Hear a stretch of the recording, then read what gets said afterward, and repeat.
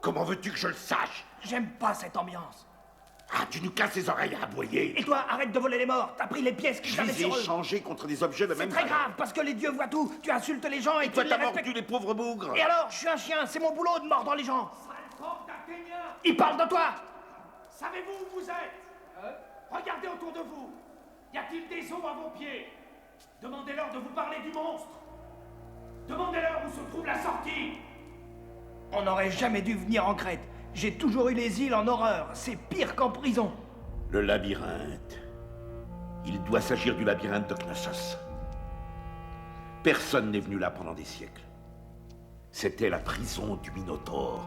1 millier d'Athéniens sont morts dans ces passages secrets. 1 millier?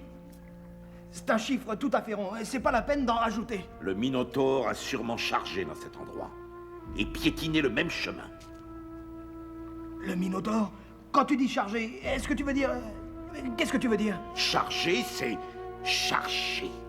Un homme taureau devenu fou par la faim et la tristesse. Jusqu'à ce qu'un héros sans peur se présente en tenant une épée étincelante.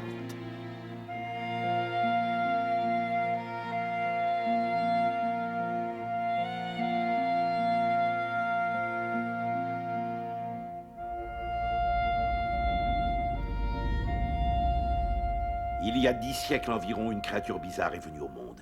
L'enfant d'une terrible passion, il était le fils d'une reine et d'un père taureau. Une créature si monstrueuse que Minos, souverain de Crète, a fait ce labyrinthe pour le cacher aux yeux des hommes. Tous les 7 ans, Athènes devait payer un tribut à la Crète. Tous les 7 ans, Athènes envoyait un bateau au voile noir en Crète. 7 jeunes gens à la fleur de l'âge et 7 jeunes filles vierges étaient offerts en sacrifice. On les amenait au labyrinthe, où chaque passage est un faux espoir, chaque entrée une sortie, et où l'insatiable appétit du Minotaure pour la chair humaine ne se calmait qu'à la nuit venue. Pourtant, il y avait une personne qui allait et venait à sa guise dans le domaine de la bête. C'était Ariane, fille de Minos, le roi.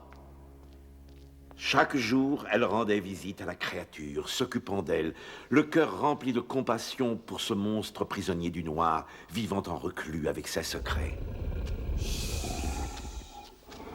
C'est moi, je suis venue.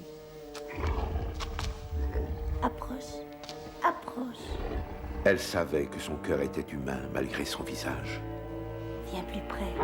malgré ce qu'elle voyait, malgré ce qu'elle entendait, malgré les cris des victimes. Les cris pitoyables, si affreux, si affreux. À plusieurs jours de mer de la Crète, un bœuf était offert en sacrifice, auquel une mère et son fils Thésée assistaient. Elle ne lui avait jamais dit qui était son père. Le serment qu'elle avait fait 17 ans plus tôt l'en empêchait. Thésée avait maintenant grandi et elle savait que bientôt il la quitterait, tout comme son père l'avait fait avant lui. Pourquoi pleures-tu? À cause de la mort du bœuf? Non. Non. Alors pourquoi? Parce que je me rappelle une forêt. Et un rocher qui se trouve sur le monticule de cette forêt de pins. Lorsque tu pourras déplacer le rocher, alors tu découvriras à cet instant qui est ton père.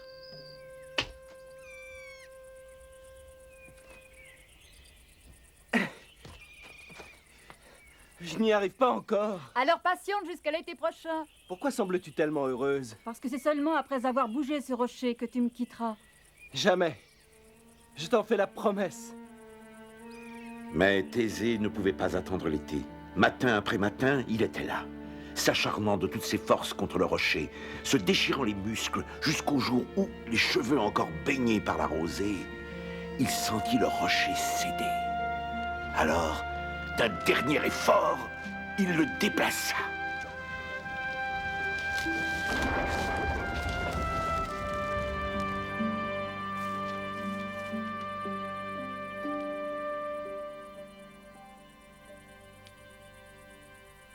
Mère,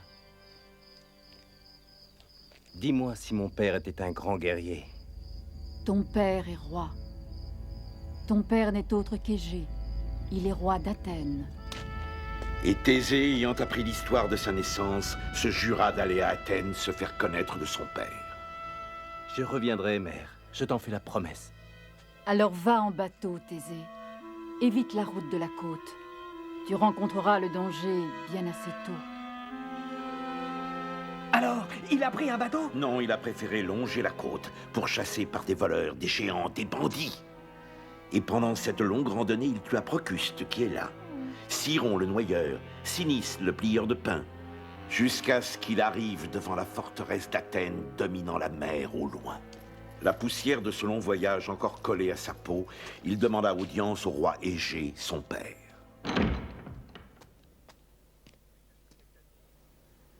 17 années s'étaient écoulées depuis qu'Égée avait quitté la mer de Thésée. Sa barbe était devenue grise, et une autre femme siégeait à ses côtés, Médée. Je te remercie, Seigneur, d'avoir accueilli un étranger. Les exploits de tes nombreuses aventures sont connus du roi. Tu as tué les géants, paraît-il, et on dit que tu es la terreur des brigands. J'ai voulu que les chemins entre mon pays et Athènes soient sûrs pour les voyageurs. Où est ta terre, jeune homme? Elle est à Trézène, à l'ouest. Trézène. Monseigneur a le cœur confiant, et je le préviens en tant que prêtresse et en tant que mère de ses héritiers, qu'il se montre réservé envers ceux qui arrivent les mains recouvertes de sang. Je cherche la purification auprès du roi. Naturellement. Quel est ton nom, guerrier? Thésée, mon roi. Quel est ton lignage? Mon père, pour certains, vient des océans, et pour d'autres, c'est un grand roi. Le roi est insulté par ses devinettes. Lui offres-tu allégeance? Je donnerai ma vie entière pour lui, et je prendrai celle de tous ceux qui sont ses ennemis. Le roi t'invite à festoyer avec lui ce soir.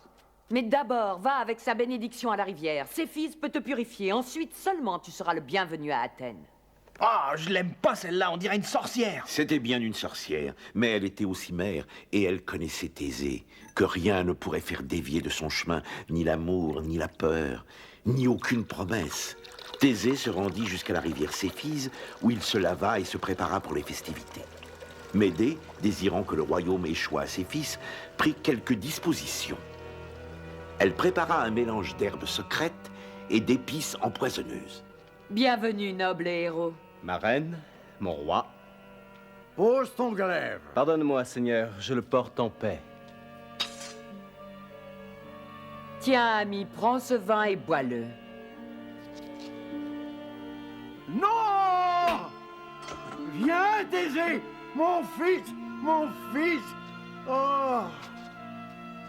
Saisissez-la! Saisissez la sorcière! Je jette un sort maudit sur toi, roi d'Athènes. Toi et ton fils, vous vous apporterez un grand nombre de malheurs et de douleurs. De plus, avant que l'année soit écoulée, l'affliction vous empoisonnera tous les deux. Ayant lancé sa sombre malédiction, elle disparut, et on ne la revit plus jamais. Mais est-ce que c'est vrai? Est-ce qu'ils se sont apportés des malheurs et de la douleur? Est-ce que c'était si terrible? Oh non, au tout début, tout s'est passé merveilleusement. Le roi qui autrefois ne riait pas, riait chaque jour davantage. Son âge ne lui pesait plus, et Thésée arpentait la forteresse de l'Acropole d'un pas assuré comme le font les princes. Non, non, au début, tout paraissait merveilleux. Ah, une puce me dit qu'il y a un mais. Mais une malédiction planait déjà sur Athènes. Le temps était venu pour 14 de ses fils et de ses filles de prendre le bateau pour la Crète, drapés dans leurs robes blanches sacrificielles. Arrêtez! Retire ta robe. Thésée, voyons. Je t'ai dit d'enlever ta robe. Comment, tous les 7 ans, mon père, nous portons déjà le deuil de notre avenir. Nos fils et les fils de nos fils, les filles de nos épouses et les filles de leurs filles n'auront plus jamais... Thésée, mon fils, je t'en conjure. Que représente le Minotaure pour la Crète? Qui l'a déjà vu? Je l'ai vu. Dans mes songes, il m'est apparu, et ce monstre m'attend. Et moi, Thésée, fils du roi Égée, qui a tué Procuste, et Siron le noyeur, et Sinis, le fameux plieur de pain, j'affronterai le monstre, et je libérerai Athènes de sa peur. Oh les cœurs, fils et filles d'Athènes. Oh les cœurs. Nous reviendrons dans Athènes avec la tête de la bête à la proue du bateau. Ne reviens pas avec la voile noire. Si tu rentres sain et sauf, issue une voile blanche. Mon fils, m'as-tu entendu? Chaque jour, je monterai au sommet de nos falaises pour guetter ton Une retour. voile blanche, mon père. Apaise ta frayeur, je reviendrai, je t'en fais la promesse. Une voile blanche. Je te la promets. Fort de son serment, emporté par le vent, Thésée mit le cap sur la crête. À ce moment précis, au cœur du labyrinthe, le Minotaure s'échappa d'un rêve en hurlant dans la nuit.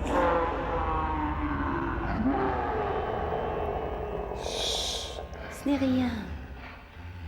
Ce n'était qu'un cauchemar. Chut. Je suis là.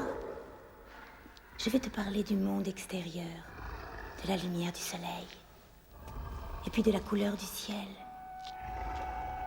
On dit que le ciel est bleu, mais c'est inexact. Il peut prendre des milliers de teintes. Rose, gris. Il a la couleur de l'or, ou celle du vin. Et puis il y a des gens, des familles. Tu vois, moi je suis la fille de quelqu'un. Je suis la fille cadette d'un roi. Et pour toi, une sœur. Tu es un fils. Et tu es mon frère.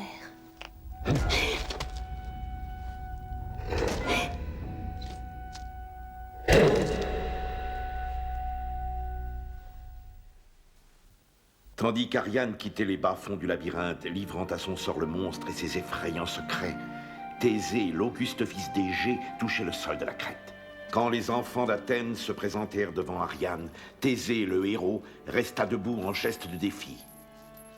Quand il la vit, quand elle le vit, les fils de leur vie se croisèrent, s'emmêlèrent et se nouèrent. À genoux, Athéniens. Que je m'agenouille devant qui? Devant Ariane. Je suis la fille du roi Minos. Si je te dis Athénien, je t'implore ou je te supplie de te mettre à genoux devant moi, y consentiras-tu? Comment le refuserais-je? Enfoncez-lui le front dans la poussière comme le font les Égyptiens devant leur reine. Qui es-tu? Je suis Thésée. Je suis aussi le fils du roi Égée. Le fils du roi Égée.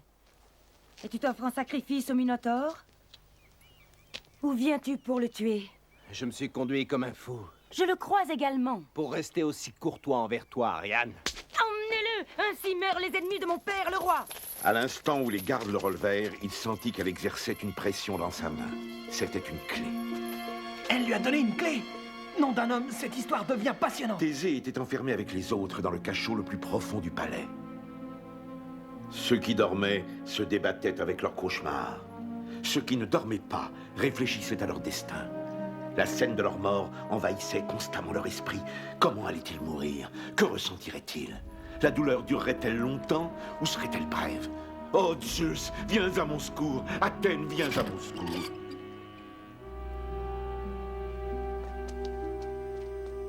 À l'autre bout du palais, tu trouveras une porte incrustée d'or. Franchis-la et tu entreras dans le labyrinthe. Laisse ce fil de chanvre se dérouler derrière toi. Il guidera tes pas au retour. Continue d'avancer en descendant.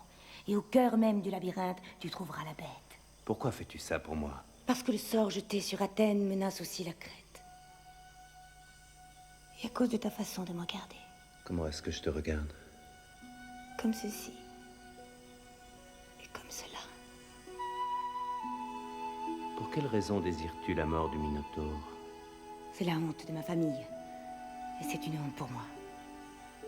Et puis quelle vie a-t-il dans le noir, sans amour? Ne m'en demande pas plus. Alors va et tue la bête. Promets-moi une chose.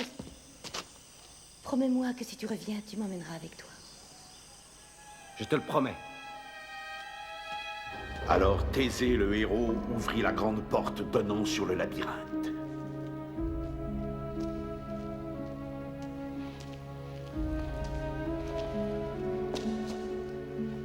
Il comprit tout de suite que la bête pouvait le sentir, car telle une araignée noire aux aguets, elle pouvait sentir le plus infime mouvement dans son énorme et complexe toile.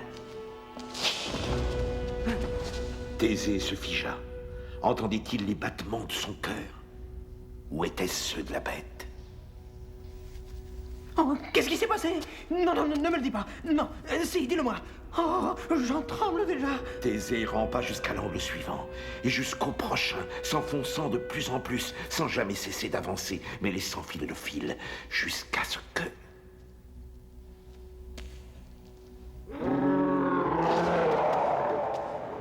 La puissance d'un taureau, la ruse d'un homme. Il connaissait chaque centimètre de son domaine. Où Thésée allait, il connaissait un autre chemin, apparaissant soudain, détruisant les passages, enragé, sauvage, affamé.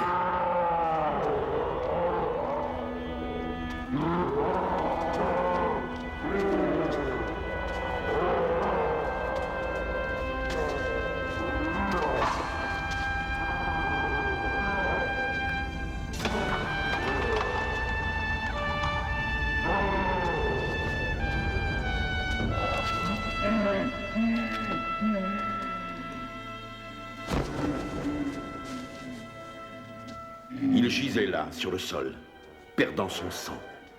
Thésée se tenait au-dessus de lui, l'épée à la main. Et tandis qu'il regardait ses énormes mâchoires bouger, les sons qui en sortirent lui parurent presque humains. « Mère !» semblait-il dire. « Mère ! Père ! Mon frère ! Ma sœur !» Non. Non, non. Non, ne le tue pas. C'est mon frère.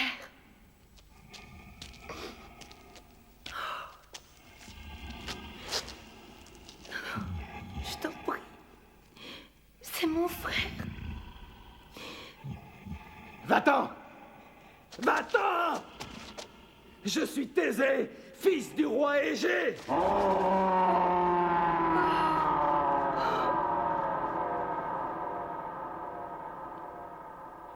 Est-ce qu'il l'a tué? Oui, il l'a tué. Oh, quoi, hein? Est-ce qu'il était vraiment son frère? C'était vraiment son frère. Quelle tristesse. C'est pour cette raison qu'Ariane venait toujours ici, parce qu'elle était sa sœur. C'est exact. Est-ce que Thésée était obligé de le tuer et il pouvait l'apprivoiser? Thésée ne voyait en lui que la bête. Il ne voyait que le moment où il brandirait ses cornes devant le quai d'Athènes. Le visage de son père, son immense fierté, le héros revenu en vainqueur. Il n'avait vécu que pour ce moment-là, sa venue au monde, le rocher, son épée, ses efforts, tout pour le moment où il trancherait enfin la tête du Minotaure. 1 heure s'était à peine écoulée qu'il quittait le port, embrasant les navires crétois, mettant directement le cap sur le large, ayant pris soin d'envelopper la tête de la bête dans une voile. Ariane est partie avec lui? Oui, il l'a emmenée. Elle était folle amoureuse. Dès le tout premier instant, elle l'a aimé comme une folle. Mais elle sentit déjà le cœur de Thésée se refroidir, enivré de sa gloire. Elle contempla la voile ensanglantée qui recouvrait la tête de son frère, ainsi que la flotte de son père qui brûlait. Et tandis qu'elle regardait les côtes de la Crète se confondre avec l'horizon, son sang se glaça, car elle savait qu'elle n'y reviendrait jamais plus. La nuit suivante, ils jetèrent l'ancre à Naxos. Ils étaient certains d'y être en sécurité. Ils dansèrent. Les 14 Athéniens dansèrent les pas rituels de la victoire. Ils festoyèrent tard dans la nuit. Les flammes, le vin, le triomphe rougeoyaient leurs visages. Ariane observait, livide comme le péché. Elle observait et attendait que son nouveau seigneur la rejoigne, espérant qu'il vienne partager sa couche. Lorsque le feu ne fut plus que braise, lorsque les jarres de vin furent vides, lorsque ses jambes ne purent plus le porter, Thésée la rejoignit. Toute la nuit, il se perdit en promesses, toutes sortes de promesses, celles d'un homme à une femme, celles que son père avait faites à sa mère et qu'il avait rompues. Alors, il l'a épousée? Quand Ariane s'éveilla, son amant avait disparu. Le soleil resplendissait sur la plage déserte. Elle le chercha partout, mais il était loin. Elle courut jusqu'à la côte, traversant les cendres du festin, courut jusqu'aux empreintes des pas des danseurs et plongea dans l'eau, tandis que le navire à voile noire emportait le beau héros vers Athènes. Thésée, attends! Thésée, fils d'Égée! Tu n'as pas tenu ta Mais l'esprit de Thésée était déjà ailleurs. Il était préoccupé par la tête de la bête enveloppée dans une voile. Il la découvrait sans cesse, tout étonné que chaque jour ses traits devinssent plus humains et emplis de douceur. Elle était dans sa voile blanche. Il avait promis qu'il la hisserait à son retour. Je sais. Il aurait pas dû mettre la tête dedans. Il avait promis à son père. Le roi Égée devint vieux à force de scruter l'horizon. L'attente accéléra sa vieillesse. Lorsqu'un jour, debout au bord d'une falaise, il vit une voile approcher. Il retint sa respiration. Tu m'as éloigné de l'hôtel de ma famille par la ruse. Le sang de mon frère macule mes mains. Perfide! Ses yeux faiblissaient. Le soleil était si aveuglant. D'abord, il ne put dire si la voile était blanche ou noire. Tu emmènes la malheureuse tête de la bête avec toi, mais aussi mon cœur. Mon cœur! Mon pauvre cœur! Tu m'abandonnes sur ce rivage sans que je puisse m'en échapper. Je te maudis! Je te maudis! Je te maudis! Le cœur brisé, Égée se jeta dans la lumière éblouissante du jour et plongea dans la mer qui, depuis, porte son nom. Je maudis ta naissance! Je maudis l'amour que j'avais pour toi! Vous, les dieux qui voyez toutes ces choses, entendez mes cris! Voyez mon désarroi! Que le ciel avale son ombre, que la mer l'engloutisse, que la terre ensevelisse son âme! Il m'a abandonné!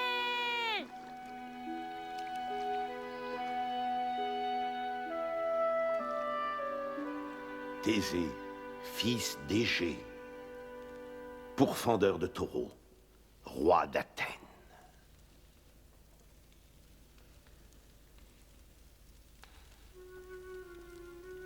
Souvent, la nuit, il rêvait qu'il errait à travers les couloirs tortueux de son palais, cherchant, comme il l'avait fait une fois auparavant, un monstre à tuer.